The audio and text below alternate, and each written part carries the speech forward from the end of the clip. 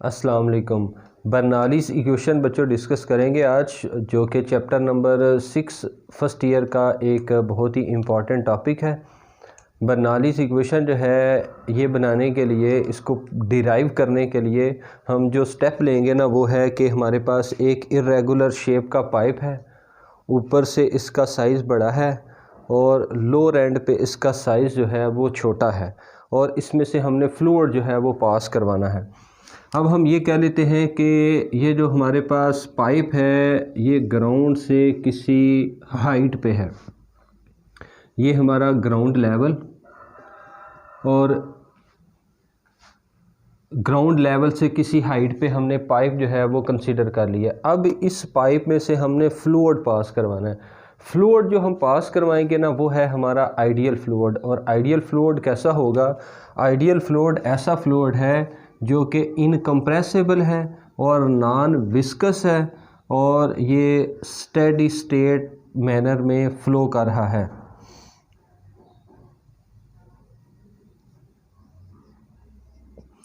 तो steady state जो है मोशन कर रहा है। Consider N incompressible non viscous fluid flowing in a steady state manner through a pipe of non uniform size as shown in figure। तो इसके बाद आपने ये फिगर जो है वो ड्रा कर लेनी है। अच्छा, अब ये जो हमने तीन बातें पढ़ी हैं ये हमारे पास आइडियल फ्लूइड की कंडीशंस हैं। तो हमने आइडियल फ्लूइड की कंडीशन ये पढ़ी थी कि आइडियल फ्लूइड कौन सा होता है? ऐसा फ्लूइड जो नॉन विस्कस है, और उसके बाद जो है आइडियल फ्लूइड जो है वो इनकम्प्रेसिबल होता है, मतलब इसकी डेंसिटी में कोई फ़र्क नहीं आता। और उसके बाद जो है आइडियल फ्लूइड जो है ऐसा फ्लूइड होता है जिसमें स्टेडी स्टेट होती है, स्टेडी मोशन होती है, मतलब आपके पास फ्लूइड जो है मूव करेगा कांस्टेंट स्पीड के साथ। फ्लूइड कांस्टेंट स्पीड के साथ है, इनकम्प्रेसिबल है, तो डेंसिटी जो है वो चेंज नहीं होती, डेंसिटी सेम रहती है। और उसके बाद जो है फ्रिक्शनल इफेक्ट जो है वो ज़ीरो होता है। ठीक है, वैसे तो ज़ीरो नहीं होता, लेकिन चूंकि ये आइडियल फ्लूइड है तो आइडियल फ्लूइड में हम ये तीन बातें जो है वो डिस्कस करते हैं। तो यहाँ से जब आपके पास पाइप में से फ्लूइड पास करेगा, पाइप में से जब फ्लूइड पास करेगा तो इस पाइप का जो अपर एंड है इसका एरिया आप लिख लो। एरिया जो है पाइप का है एरिया A1, और फ्लूइड ने जब पास करना है, लेट्स सपोज के ये फ्लूइड की पहली लेयर है। अब ये जो फ्लूइड की पहली लेयर है, इस फ्लूइड के पीछे वाला जो फ्लूइड होगा वो इस पहली लेयर पे या अगली लेयर के ऊपर फोर्स अप्लाई करेगा, और ये लेयर जो है ये आगे की तरफ मूव कर जाएगी। तो लेट्स सपोज कि ये फ्लूइड जो है वो A पॉइंट से B पॉइंट पे शिफ्ट हो गया, तो फ्लूइड यहाँ से डिस्प्लेस होके ये किसी नेक्स्ट पोजीशन पे जो है वो शिफ्ट हो गया। और ये जो फ्लूइड हम ले रहे हैं, इस फ्लूइड का या जिसको हम मूव करवा रहे हैं, इस फ्लूइड का जो मैस है ना, इसको आप नाम दे दें मैस M। अब फ्लूइड ने आगे की तरफ मूव करना है, तो हम फ्लूइड ने फॉरवर्ड डायरेक्शन में मूव करना है फोर्स की वजह से। अब ये जो फोर्स लगेगी, ये फ्लूइड के बैक साइड पे जो पार्टिकल होंगे या इस फ्लूइड के बिहाइंड जो फ्लूइड हो रहा होगा वो इसके ऊपर फोर्स अप्लाई करेगा और इसको आगे की तरफ लेके जाएगा। अब हम ये लिख लेते हैं कि ये जो फोर्स पर यूनिट एरिया लग रहा है, तो फोर्स पर यूनिट एरिया जो है वो प्रेशर होता है इनफैक्ट। तो प्रेशर जो है वो है फोर्स डिवाइडेड बाय एरिया। तो प्रेशर इक्वल टू F बटा A, लेफ़्ट साइड पे मल्टीप्लाई हो जाएगा, तो PA इक्वल टू F। तो यहाँ पे जो पीछे फ्लूइड होगा वो इसके ऊपर प्रेशर अप्लाई करेगा जो कि फोर्स बनाएगा, और ये फ्लूइड राइट की तरफ मूव करेगा किसी वेलोसिटी V के साथ, बल्कि इसको आप नाम दे दो वेलोसिटी V1 के साथ। नेक्स्ट बेटा अगली बात यह है कि जब ये फ्लूइड यहाँ से मूव करके लोअर पार्ट पे आएगा, तो जब लोअर पार्ट पे फ्लूइड ने आना है तो देखो यहाँ पे ना साइज़ बड़ा है, जब साइज़ बड़ा होगा तो इसका मतलब फ्लूइड डिस्टेंस कम कवर करेगा। अब यहाँ पे जो फ्लूइड ने डिस्टेंस कवर किया है, इस डिस्टेंस को हम नाम दे देते हैं, फ्लूइड ने जो डिस्टेंस कवर किया है वो डेल्टा x1 डिस्टेंस कवर किया है। लोअर पार्ट पे जब फ्लूइड पहुँचेगा तो फ्लूइड का साइज़ जो है ना वो पाइप का साइज़ जो है वो थिन हो गया है। पाइप का साइज़ छोटा है, तो अब फ्लूइड जो डिस्टेंस कवर करेगा ये ज़्यादा डिस्टेंस कवर करेगा। तो लेट्स सपोज कि यहाँ तक फ्लूइड जो है इसने डिस्टेंस कवर किया हुआ जी। तो जो मैस हमने यहाँ पे कंसिडर किया वही मैस इधर आ जाएगा। अब ये जो फ्लूइड मूव कर रहा है, ये हायर एंड से लोअर एंड की तरफ जो फ्लूइड आ रहा है, इस फ्लूइड ने जो मूव करना है वो किसी वेलोसिटी v2 के साथ मूव करना है। उसके बाद ये जो आपके पास पाइप है, इसका लोअर एंड पे एरिया जो है वो है A2। अब नेक्स्ट काम ये होगा कि अगर आप देखो, अगर आपके पास ना एक बॉक्स है और इसमें पानी है,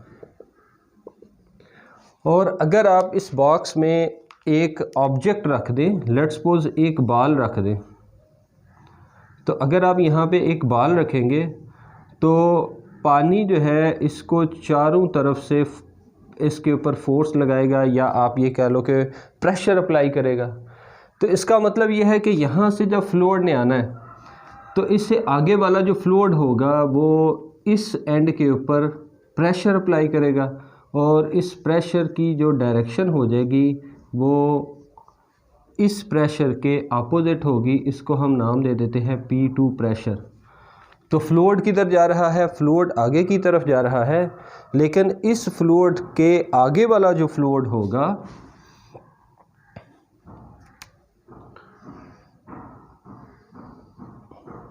इस फ्लूइड के जो आगे फ्लूइड होगा वो प्रेशर अप्लाई करेगा। और कितना प्रेशर अप्लाई कर रहा है, इस प्रेशर को हम नाम दे रहे हैं P2 प्रेशर। तो P2 प्रेशर किधर लगेगा? ये इस तरफ लगेगा, इस फार्मूला या आप ये कह लो इस स्कीम के मुताबिक।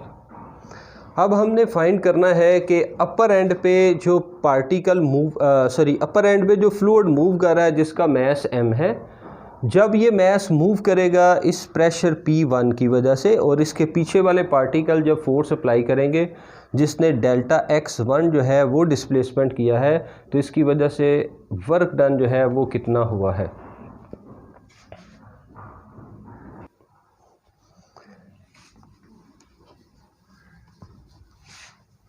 At any time t,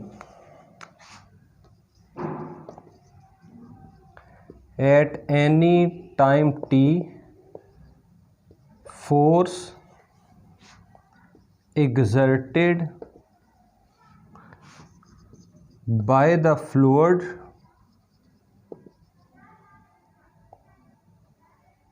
on upper end is equal to F1 equal to P1 into A1। और ये फार्मूला कैसे बना, ये फोर्स कैसे बनी जी? ये फोर्स बनी pressure equal to force per unit area. तो ये आपके पास ये वाला जो एरिया है, इस एरिया के ऊपर जो फोर्स लग रही है वो है F1, एरिया है A1, तो प्रेशर P1 लेफ़्ट साइड पे मल्टीप्लाई होगा, तो आपके पास फोर्स जो है वो निकल के आ जाएगी। नाउ बल्कि इसको एक्सप्लेन कर लेते हैं। Where F1 is the force exerted by the fluid behind it। तो इस पार्टिकल पे, इस मैस के पीछे वाला जो फ्लूइड है वो जो फोर्स अप्लाई कर रहा है उसको हमने नाम दिया हुआ है F1, and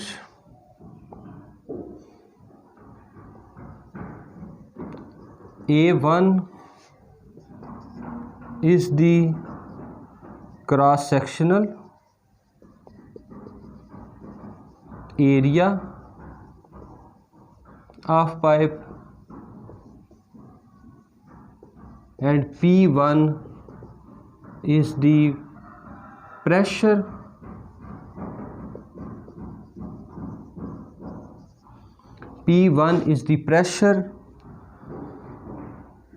on fluid. Now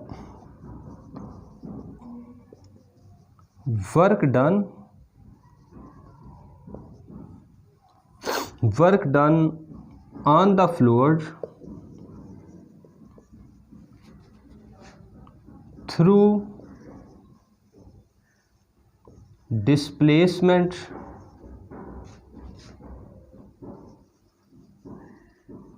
delta x1 इस।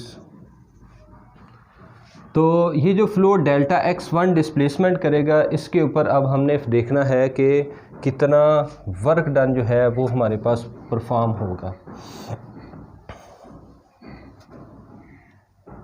और ये हम सॉल्व कर रहे हैं अपर एंड को, तो इसको आप नाम दे दें जी W1 equal to F1 dot delta x1। तो ये बेटा आ गया आपके पास work done equal to F1 dot delta x1। अब आप डॉट प्रोडक्ट को ओपन करें तो आपके पास फार्मूला बनेगा F1 delta x1 into cos theta. तो अब आप देखो कि प्रेशर किधर है, ये राइट की तरफ है, डिस्प्लेसमेंट किधर हो रहा है, राइट की तरफ है। अगर प्रेशर आपके पास राइट की तरफ है तो फोर्स जो है ये भी राइट की तरफ होगी। तो हमारे इस केस में जो वैल्यू बनेगी वो है, जो एंगल होगा वो बन जाएगा 0। और अब आप यहाँ पे इसको आप कह दो इक्वेशन नंबर 2। ये जो हमने पहली इक्वेशन बनाई है इसको आप नाम दे दें equation number 1, F1 equal to P1 A1, और पुट कर दें equation number 1 into equation number 1 को 2 में पुट करें तो F1 जो है इसकी वैल्यू आ जाएगी P1 A1 into delta x1 into cos theta, और थीटा की जगह आ जाएगा आपके पास 0 डिग्री। तो work done equal to W1 equal to P1 A1 delta x1 का 0 जो है वो 1 के बराबर होता है। तो इसको आप कह दो इक्वेशन नंबर 3 का नाम दे दें। तो ये हमने सॉल्व कर लिया किसको, ये हमने अपर एंड को सॉल्व कर लिया। अब जब फ्लूइड जो है वो लोअर पार्ट पे जाएगा, तो लोअर पार्ट पे जब फ्लूइड ने मूव करना है तो यहाँ पे हम दोबारा से कैलकुलेट कर लेते हैं वर्क डन, क्योंकि लोअर पार्ट पे जब फ्लूइड मूव करेगा तो अपोजिट डायरेक्शन में इसके ऊपर प्रेशर अप्लाई हो रहा है। Now work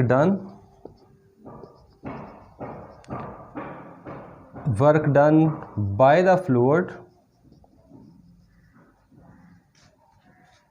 work done by the fluid at lower end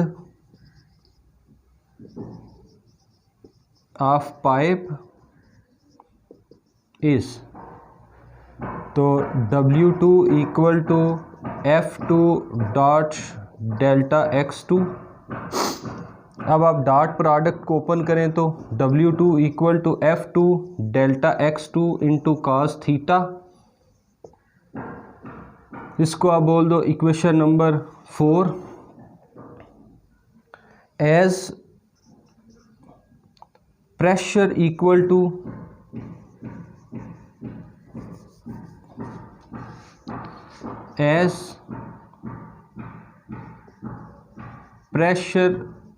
to force per unit area. Lower part पे प्रेशर लग रहा है P2, फोर्स F2 और एरिया जो है वो है A2। तो लेफ़्ट साइड पे मल्टीप्लाई करें तो आपके पास आ जाएगा P2 A2 equal to F2। इसको आप बोल दें equation number 5। Put equation number 5 in equation number 4। Equation number 5 को आपने इक्वेशन नंबर 4 में पुट कर लेना है। अब आपके पास इक्वेशन नंबर 4 जो है वो क्या बनेगी,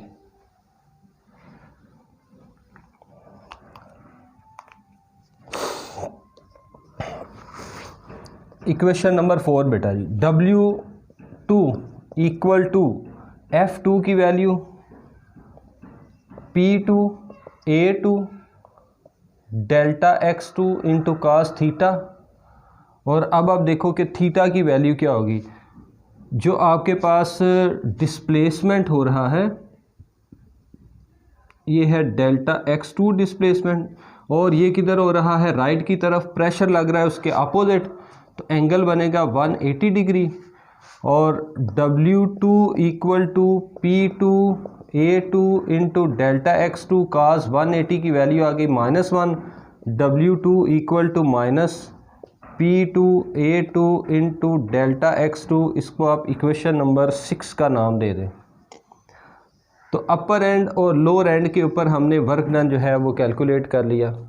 अब अगर आपके पास वर्क डन आ गया यहाँ पे और यहाँ पे, हमने जो वर्क डन कैलकुलेट किया है इसको अगर आप ऐड करें तो ये आपके पास इस पूरे सिस्टम में वर्क डन आ जाएगा। और वर्क डन की जो वैल्यू होगी फिर ये क्या बनेगी जी, 9।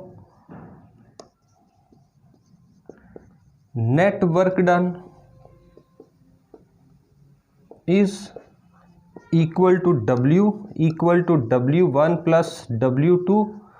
W इक्वल्स टू W1 की वैल्यू हमने बनाई हुई है इक्वेशन नंबर 3 में, तो P1 A1 into delta X1 minus W2 की वैल्यू जो है वो आपके पास माइनस में आ गई, P2 A2 into delta X2।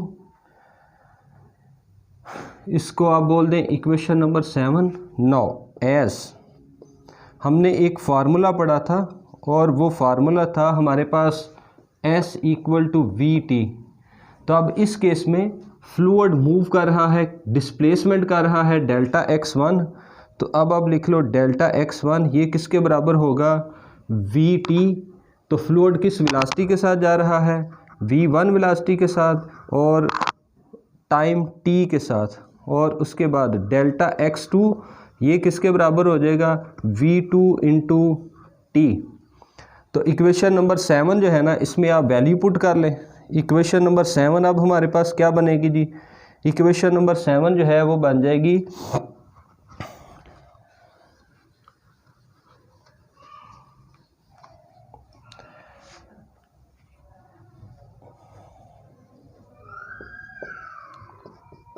Equation number 7 आ गए जी, W equals to P1 A1 delta X1, इसकी वैल्यू आ गई V1 into T minus P2 A2 और उसके बाद डेल्टा X2 इसकी वैल्यू है V2 into T।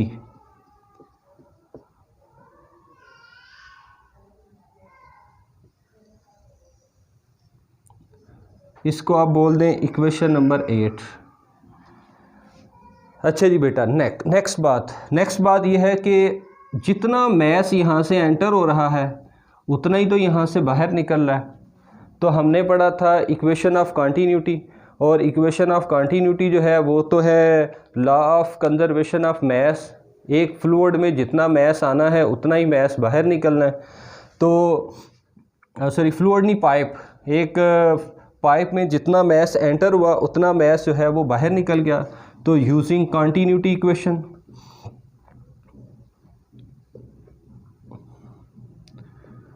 Continuity equation क्या होती है, कॉन्टीन्यूटी इक्वेशन है A1 V1 equal to A2 into V2 multiply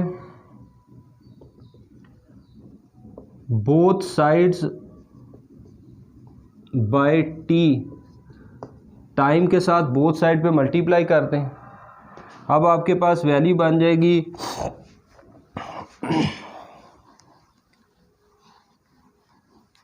अब आपके पास यहाँ पे ये वैल्यू मॉडिफाई होगी, ये क्या बनेगी A1 V1 into T equal to A2 V2 into T। अब आप देखो, अगर आप सिर्फ ये वाला पार्ट देखें अपर एंड, तो यहाँ पे डिस्प्लेसमेंट कितना हो रहा है डेल्टा X1, और फ्लूइड मूव कर रहा है किसी वेलोसिटी V1 के साथ, और फ्लूइड का एरिया जो है वो है A1। तो ये आपके पास एक सिलेंडर बनेगा। तो अगर आपके पास ये सिलेंडर शेप बन रही है तो इसका अगर आप वॉल्यूम निकालो तो वॉल्यूम आपके पास होता है एरिया मल्टीप्लाई बाय लेंथ, और लेंथ आपके पास है जितना डिस्टेंस कवर किया हुआ है वो तो डेल्टा x1 है। तो डेल्टा x1 किसके बराबर आ गया? डेल्टा x1 किसके बराबर आएगा? V1 into T.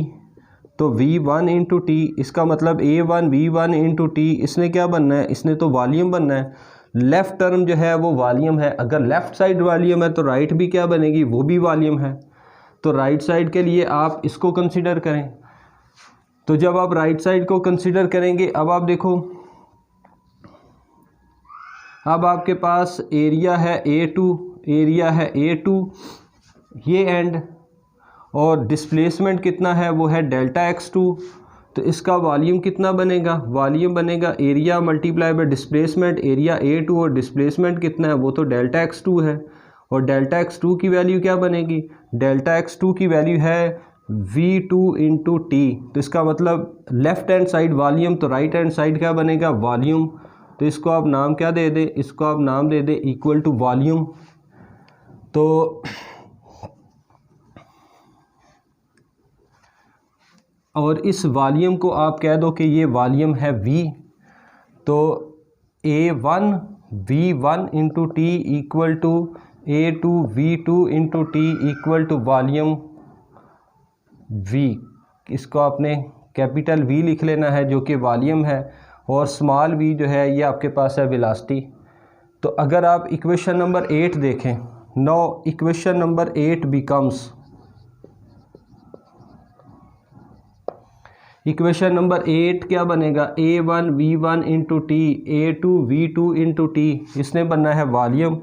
तो work equal to P1 into volume minus P2 into volume, work equal to P1 minus P2 into volume.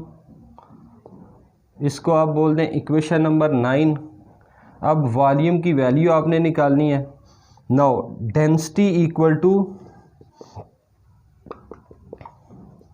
Mass per unit volume.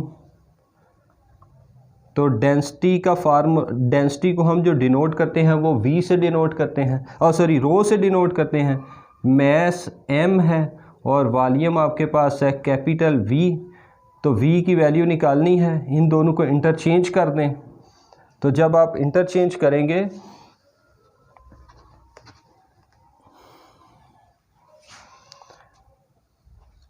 V को लेफ़्ट ले है, ये V राइट साइड पे divide है, left side पे multiply, rho multiply, तो right side पे जाके डिवाइड। तो वॉल्यूम V फिर क्या बनेगा? Volume V equal to M divided by rho, और इसको पुट कर दें इन इक्वेशन नंबर 9।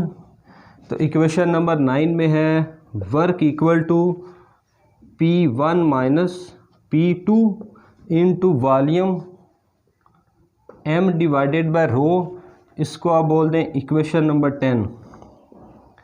तो ये जो हमारे पास इक्वेशन है ये अब हमें क्या बताएगी?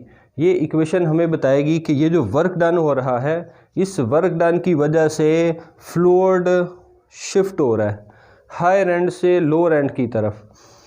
अब अगर आप देखो कि फ्लूइड जो है जब वो हाइट पे था यानी अपर एंड पे था, तो अपर एंड पे जब फ्लूइड है तो हम ये कह लेते हैं कि फ्लूइड किसी हाइट h1 पे है। जब फ्लूइड यहाँ से शिफ्ट होके लोअर एंड पे आया तो इसके पास हाइट कितनी होगी? ये h2। तो फ्लूइड जो है वो हायर एंड से लोअर एंड की तरफ ट्रैवल कर रहा है। तो अब इस वर्क डन ने क्या किया? इस वर्क डन ने दो काम किए। पहला काम तो ये किया कि इसकी हाइट चेंज करवाई। हाइट चेंज होगी तो फ्लूइड के पास पोटेंशियल एनर्जी जो है वो चेंज हो जाएगी।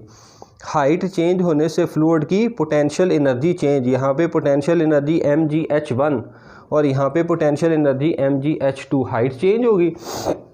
नेक्स्ट स्टेप ये होगा कि यहाँ पे वेलोसिटी v1 है, यहाँ से फ्लूइड जा रहा है किसी वेलोसिटी v1 के साथ और लोअर पार्ट में इसका साइज़ छोटा हो गया तो स्पीड इसके पास जो है वो बड़ी हो गई।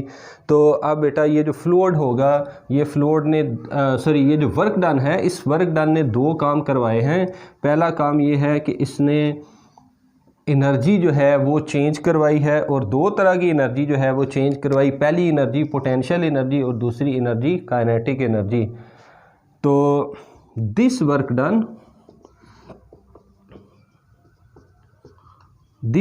डन चेंजेस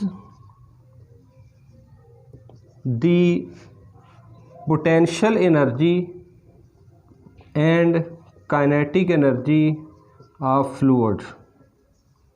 तो इस वर्क डन ने पोटेंशियल एनर्जी और काइनेटिक एनर्जी जो है इसको चेंज करवाया है। तो अब आप लिखें जी work done equal to change in potential energy, या पहले चलो काइनेटिक लिख लेते हैं। Work done equal to change in kinetic energy plus change in potential energy. अब चेंज इन काइनेटिक एनर्जी क्या होगी? Change in kinetic energy final minus initial.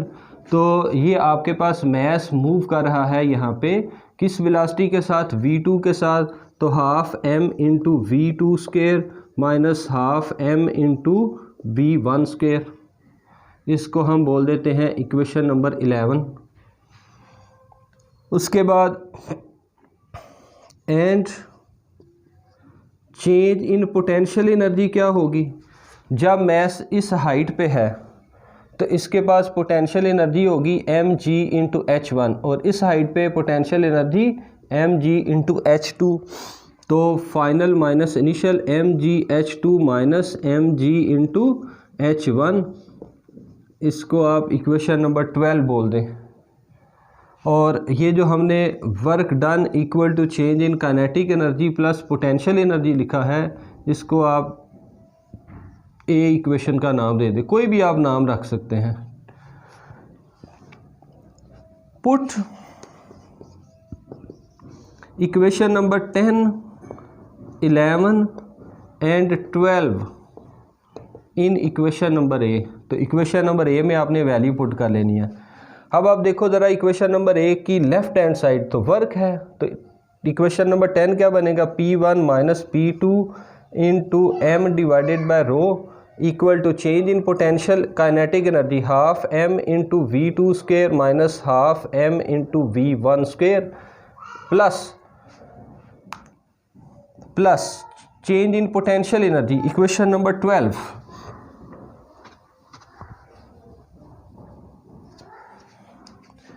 तो ये बन जाएगा mg into h2 minus mg into h1। तो right side से आप कॉमन लेना ज़रा,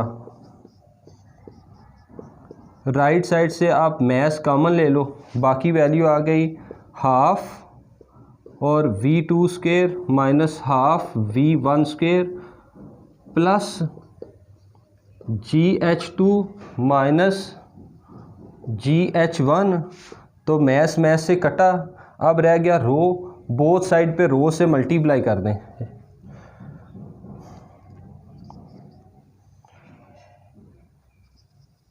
या आप ये काम करो कि ये रो डिवाइड है, इसको इधर मल्टीप्लाई कर दो। P1 minus P2 equal to rho into half v2 square minus half v1 square plus gh2 minus gh1। तो रो से बेटा मल्टीप्लाई करें ज़रा।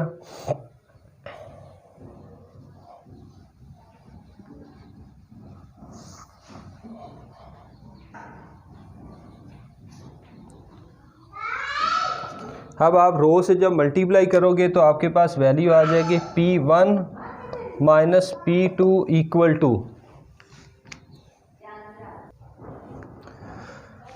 रो से मल्टीप्लाई करेंगे तो half rho v2 square minus rho next term से मल्टीप्लाई होगी तो half rho into v1 square. ये अगली टर्म से मल्टीप्लाई होगी तो रो gh2 उससे अगली टर्म से मल्टीप्लाई होगी तो रो जी इंटू H1। तो अब आपने काम ये करना है कि ये 1 वाली टर्म को लेफ़्ट शिफ्ट पे और 2 वाली टर्म को राइट शिफ्ट पे ले जाएं। P1 minus half rho V1 square, sorry ये माइनस है तो लेफ़्ट साइड पे जाके प्लस, ये माइनस है तो लेफ़्ट साइड पे plus, into rho g H1 equal to P2, उसके बाद plus half rho V2 square plus rho g into H2। तो ये जो हमने इक्वेशन बना ली है ये हमारे पास है जी बर्नौलीज़ इक्वेशन, और इसको अगर हम जर्नलाइज करें in general, P plus half rho V square plus rho g H equal to constant. तो ये हमारे पास जर्नलाइज्ड इक्वेशन बन गई। This equation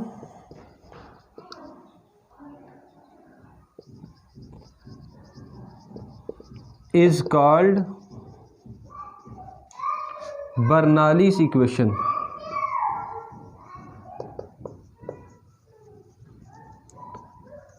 and it is according to law of conservation of energy। तो ये बर्नौलीज़ इक्वेशन है, law of conservation of energy जो है उसको बताएगी। अब ये जो हमने इक्वेशन बनाई है ना, इस इक्वेशन की मदद से हम बर्नौलीज़ इक्वेशन की स्टेटमेंट जो है वो बनाएंगे। तो स्टेटमेंट बनाने के लिए ना, ये जो मैंने लास्ट इक्वेशन बनाई है इसको ज़रा मैं आपको ये एक्सप्लेन कर दूँ, ये इक्वेशन बता क्या रही है। रो जो है ना वो हमें पता है कि रो जो है वो डेंसिटी है। तो अब आप देखो कि लेफ़्ट साइड पे P है प्लस हाफ रो क्या होता है, मैस पर यूनिट वॉल्यूम, ये डेंसिटी है, into V square plus rho M over V into GH equal to constant. तो ये बेटा आपके पास बन गया P plus half rho V square, ये आपके पास है kinetic energy divided by volume, plus MGH potential energy divided by volume equal to constant. तो ये जो मैंने लिखा है ना इसको आपने लिखना नहीं है, बस इसको मैंने इस फॉर्म में बना लिया। अब इसकी अंग्रेज़ी लिखें तो ये बन जाएगा आपके पास स्टेटमेंट। तो बर्नौली इक्वेशन क्या है, तीन चीज़ों का सम है, किसका, प्रेशर का, kinetic energy per unit volume plus हो रहा है और potential energy per unit volume equal to constant. तो अब आपने स्टेटमेंट जो है वो लिखनी है। ये स्टेटमेंट जो है ना वो चाहे तो आप शुरू में लिख लें, चाहे आप एंड पे लिख लो। तो स्टेटमेंट क्या है, स्टेटमेंट है it is sum of pressure, kinetic energy per unit volume and potential energy per unit volume of any fluid remains constant। तो ये बेटा इसकी डेफिनेशन जो है वो आ गई।